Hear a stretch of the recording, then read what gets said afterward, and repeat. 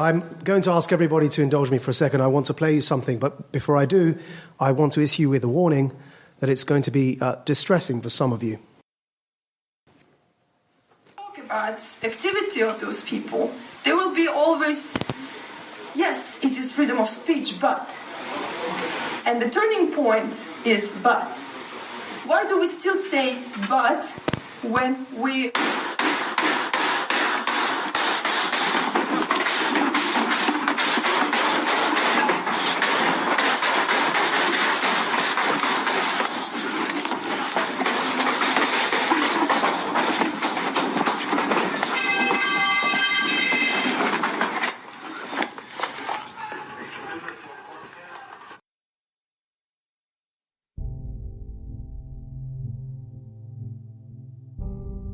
That is the audio from the Copenhagen shooting.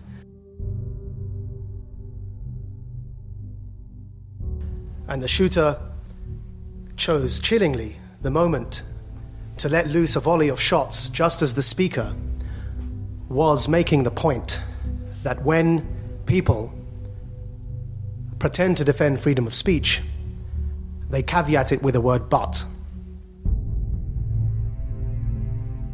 And he decided to choose that moment to let off the shots. He then went, as we all know, to a synagogue and killed some innocent Jewish people.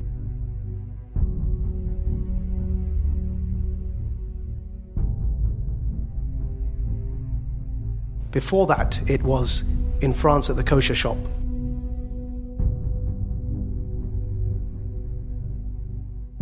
And before that, it was in Belgium at the museum.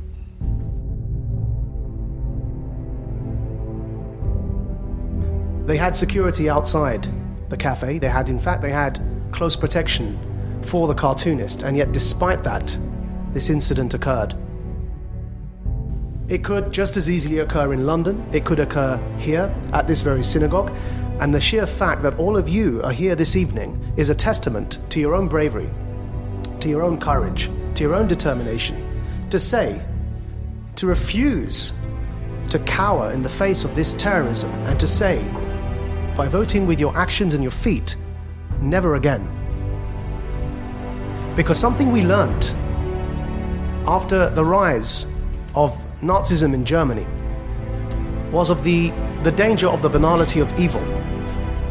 What we learned is that if we allow ourselves to sleepwalk into an atmosphere in which people feel uncomfortable to speak their minds, in which people are slowly taken out, group by group, one by one, and this sort of obfuscation that we've just heard is used. Instead of calling a spade, people say it's not anti-Semitism, it's community tension.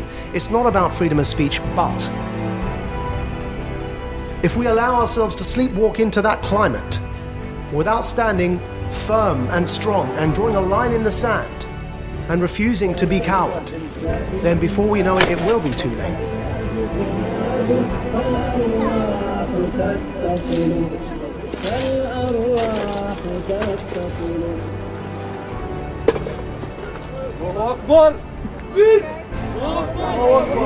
If in Europe today people are speaking in synagogues or in cafes or in libraries and they're talking about freedom of speech as the subject, and they feel scared to even enter the hall because they're worried that somebody's going to attack them merely for speaking, then I'd argue that that is a level of crisis point. We have to draw a line in the sand.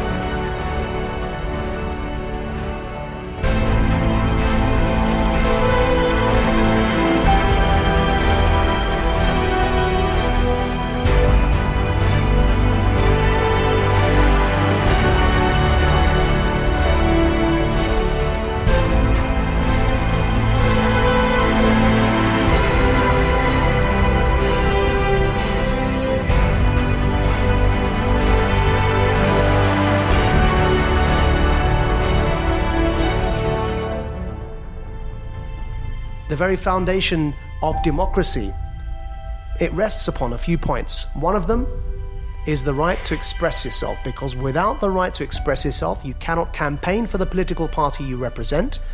You cannot go and vote for the party of your choice. You cannot hold those in authority above us to account for their mistakes. And then secondly, to protect the minorities. We must judge the worth, the merit of any society by how much it protects those who are the most vulnerable within it. The solution isn't to leave Europe. Europe is your home. You belong here as much as everybody else, and if anyone on this panel has anything to do with it, we will continue to say never again. Because we know the consequences of what happens if we allow that line in the sand to shift. The future must not belong to those who slander the Prophet of Islam.